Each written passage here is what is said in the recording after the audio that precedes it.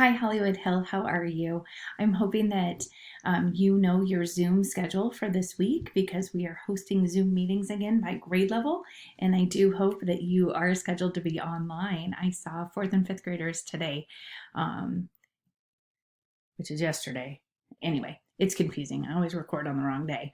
But today is a Thursday, March 26th, and I'm looking forward to seeing kids on Zoom calls today. I guess I'm going to look and see who that is. Third grade today, and first grade today, and second grade and kindergarten on Friday. So it's our last chapter of Charlotte's Web. It's called A Warm Wind. And so Wilbur came home to his beloved manure pile in the barn cellar. His was a strange homecoming. Around his neck he wore a medal of honor. In his mouth he held a sack of spider's eggs. There is no place like home, Wilbur thought, as he placed Charlotte's 514 unborn children carefully in a safe corner. The barn smelled good. His friends, the sheep and the geese, were glad to see him back. The geese gave him a noisy welcome. Congratulations, they cried. Nice work. Mr. Zuckerman took the medal from Wilbur's neck and hung it on a nail over the pig pen where visitors could examine it. Wilbur himself could look at it whenever he wanted to. In the days that followed, he was very happy. He grew to a great size. He no longer worried about being killed, for he knew that Mr. Zuckerman would keep him as long as he lived. Wilbur often thought of Charlotte. A few strands of her old web still hung in the doorway. Every day Wilbur would stand and look at the torn, empty web, and a lump would come to his throat. No one ever had such a friend, so affectionate, so loyal, and so skillful. The autumn days grew shorter. Lurvy brought the squashes and pumpkins in from the garden and piled them on the barn floor, where they wouldn't get nipped on frosty nights. The maples and birches turned bright colors, and the wind shook them, and they dropped their leaves one by one to the ground. Under the wild apple trees in the pastures, the little red apples lay thick on the ground, and the sheep gnawed them, and the geese gnawed them, and foxes came in the night and sniffed them. One evening, just before Christmas, snow began falling. It covered house and barn and fields and woods. Wilbur had never seen snow before. When morning came, he went out and plowed the drifts in his yard for the fun of it. Fern and Avery arrived, dragging a sled. They coasted down the lane and out onto the frozen pond in the pasture. Coasting is the most fun there is, said Avery.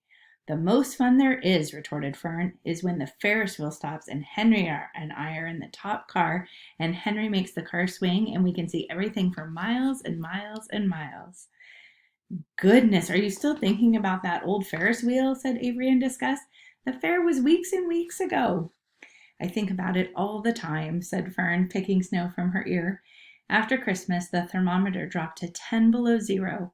Cold settled on the world. The pasture was bleak and frozen. The cows stayed in the barn all the time now, except on sunny mornings when they went out and stood in the barnyard in the lee of the straw pile. The sheep stayed near the barn, too, for protection. When they were thirsty, they ate snow. The geese hung around the barnyard the way boys hang around a drugstore, and Mr. Zuckerman fed them corn and turnips to keep them cheerful. Many, many thanks, they always said when they saw food coming. Templeton moved indoors when winter came. His ratty home under the pig trough was too chilly, so he fixed himself a cozy nest in the barn behind the grain bins. He lined it with bits of dirty newspapers and rags, and whenever he found a trinket or a keepsake, he carried it home and stored it there. He continued to visit Wilbur 3 times a day, exactly at mealtime, and Wilbur kept his promise he had made. Wilbur let the rat eat first. Then, when Templeton couldn't hold another mouthful, Wilbur would eat. As a result of overeating, Templeton grew bigger and fatter than any rat you ever saw. He was gigantic. He was as big as a young woodchuck. Holy buckets. The old sheep spoke to him about his size one day. You would live longer, said the old sheep, if you ate less. Who wants to live forever? Sneered the rat. I'm naturally a heavy eater, and I get an untold satisfaction from the pleasures of the feast. He patted his stomach, grinned at the sheep, and kept upstairs to lie down. All winter, Wilbur watched over Charlotte's egg sack as though he was guarding his own children. He had scooped out a special place in the manure for the sack next to the board fence. On the very cold nights he lay so that his breath would warm it. For Wilbur, nothing in life was so important as this small round object. Nothing else mattered. Patiently he waited the end of winter and the coming of little spiders. Life is always a rich and steady time when you're waiting for something to happen or to hatch. The winter ended at last. "I heard the frogs today," the old sheep said one evening. "Listen, you can hear them now." Wilbur stood still and cocked his ears. From the pond, in shrill chorus, came the voices of hundreds of little frogs. "Springtime," said the old sheep thoughtfully. "Another spring." As she walked away, Wilbur saw a new lamb following her. It was only a few hours old. The snows melted and ran away. The streams and ditches bubbled and chattered with rushing water. A sparrow with a streaky breast arrived and sang. The light strengthened and the mornings came sooner. Almost every morning there was another new lamb in the sheepfold. The goose was sitting on 9 eggs. The sky seemed wider and a warm wind blew. The last remaining strands of Charlotte's old web floated away and vanished. One fine sunny morning after breakfast, Wilbur stood watching his precious sack. He wasn't thinking of anything much as he stood there. He noticed something move. He stepped closer and stared. A tiny spider crawled from the sack. It was no bigger than a grain of sand, no bigger than the head of a pin. Its body was gray with a black stripe underneath. Its legs were gray and tan. It looked just like Charlotte. Wilbur trembled all over when he saw it. The little spider waved at him. Then Wilbur looked more closely. 2 more little spiders crawled out and waved. They climbed round and round on the sack, exploring their new world. Then 3 more little spiders, then 8, then 10. Charlotte's children were here at last. Wilbur's heart pounded. He began to squeal. Then he raced in circles, kicking manure into the air. Then he turned a backflip. Then he planted his front feet and came to a stop in front of Charlotte's children. "Hello there," he said. The first spider said hello, but its voice was so small Wilbur couldn't hear it. "I'm an old friend of your mother," said Wilbur. "I'm glad to see you. Are you all right? Is everything all right?" The little spiders waved their forelegs at him. Wilbur could see by the way they acted that they were glad to see him. "Is there anything I can get you? Is there anything you need?" The young spiders just waved. For several days and several nights they crawled here and there, up and down, round and about, waving at Wilbur, trailing tiny drag lines behind them, and exploring their new home. There were dozens and dozens of them. Wilbur couldn't count them, but he knew he had a great many new friends. They grew quite rapidly. Soon each was as big as a BB shot. They made tiny webs near the sack. Then came a quiet morning when Mr. Zuckerman opened a door on the north side. A warm draft of rising air blew softly through the barn cellar.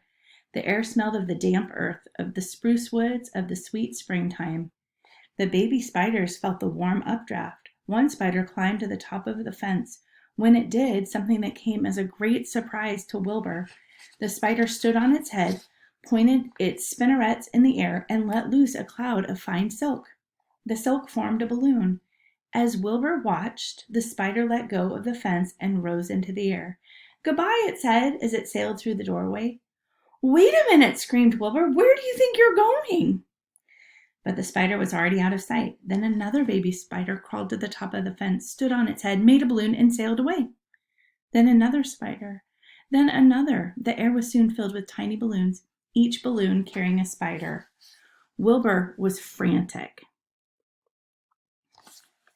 Charlotte's babies were disappearing at a great rate. "Come back, children," he cried. "Goodbye," they called. "Goodbye, goodbye." At last, one little spider took time enough to stop and talk to Wilbur before making its balloon. "We're leaving here on the warm updraft. This is our moment for setting forth. We are aeronauts, and we are going out into the world to make webs for ourselves." "But where?" asked Wilbur. "Wherever the wind takes us, high, low, near, far, east, west, north, south. We take to the breeze. We go as we please." "Are all of you going?"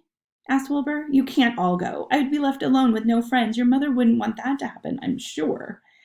The air was now so full of balloonists that the barn cellar looked almost as though a mist had gathered.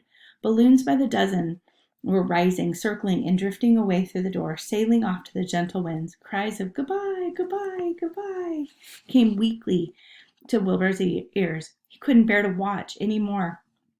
In sorrow, he sank to the ground and closed his eyes. This seemed like the end of the world, to be deserted by Charlotte's children. Wilbur cried himself to sleep.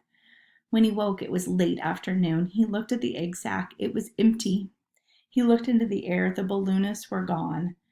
When he walked drearily to the doorway where Charlotte's web used to be, he was standing there thinking of her when he heard a small voice. "Salutations," it said. "I'm up here." "So am I," said another tiny voice. "So am I," said a third voice. "Three of us are staying. We like this place, and we like you." Wilbur looked up. At the top of the doorway, 3 small webs were being constructed. On each web, working busily, was one of Charlotte's daughters. "Can I take this to mean," asked Wilbur, "that you have definitely decided to live here in the barn cellar, and that I am going to have 3 friends?" "You can indeed," said the spiders. "What are your names, please?" asked Wilbur, trembling with joy. "I'll tell you my name," replied the first little spider, "if you'll tell me why you're trembling." "I'm trembling with joy," said Wilbur. "Then my name is Joy," said the first spider. "That was my mother's middle name." "What was my mother's middle name?" asked the second spider. "A," said Wilbur. "Then my name is Arania," said the spider. "What about me?" asked the third spider. "Will you just pick out a nice sensible name for me? Something not too long, not too fancy, not too dumb." Wilbur thought hard. "Nellie?" he suggested. "Fine, I like that very much," said the third spider. "You may call me Nellie." She daintily fastened her orb line to the next spoke of the web. Wilbur's heart brimmed with happiness. He felt that he should make a short speech on this very important occasion. "Joy, Arania, Nellie," he began, "welcome to the barn cellar. You have chosen a hollowed doorway from which to string your webs. I think it is only fair to tell you that I was devoted to your mother. I owe my life to her. She was brilliant, beautiful, and loyal to the end. I shall always treasure her memory. To you, her daughters, I pledge my friendship forever and ever." "I pledge mine," said Joy. I do too," said Arania. "And so do I," said Nellie, who had just managed to catch a small gnat. It was a happy day for Wilbur. And many more happy, tranquil days followed. As time went on and the months and years came and went, he was never without friends. Fern did not come regularly to the barn anymore. She was growing up and was careful to avoid childish things, like sitting on a milk stool near a pig pen. But Charlotte's children and grandchildren and great-grandchildren, year after year, lived in the doorway. Each spring, there were new little spiders hatching out to take the place of the old. Most of them sailed away on their balloons, but always 2 or 3 stayed and set up housekeeping in the doorway. Mr. Zuckerman took fine care of Wilbur all the rest of his days, and the pig was often visited by friends and admirers, for nobody ever forgot the year of the triumph and the miracle of the web. Life in the barn was very good, night and day, winter and summer, spring and fall, dull days and bright days. It was the best place to be, thought Wilbur. This warm, delicious cellar with the garrulatus geese, I think that means loud, and changing seasons, the heat of the sun, the passage of swallows, the nearness of rats, the sameness of sheep, the love of spiders, and the smell of manure, and the glory of everything. Wilbur never forgot Charlotte. Although he loved her children and grandchildren dearly, none of the new spiders ever quite took her place in his heart. She was in a class by herself. It was not often that someone comes along who is a true friend and a good writer. Charlotte was both. The end. All right, friends, I'll see you soon. New book starts tomorrow.